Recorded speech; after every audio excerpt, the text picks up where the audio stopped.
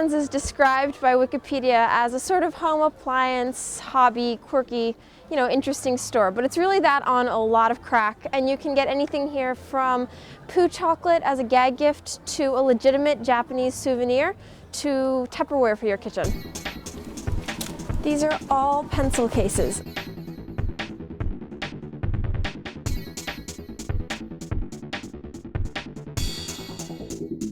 You can have pink or purple or red or anything, and they erase.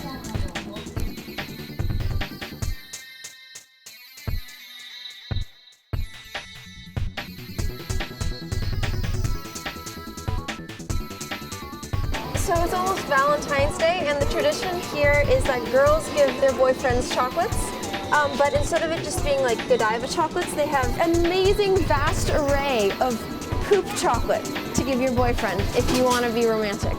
This is washi paper, which is a traditional rice paper made here in Japan, and it's just absolutely beautiful, the kinds of patterns they can make.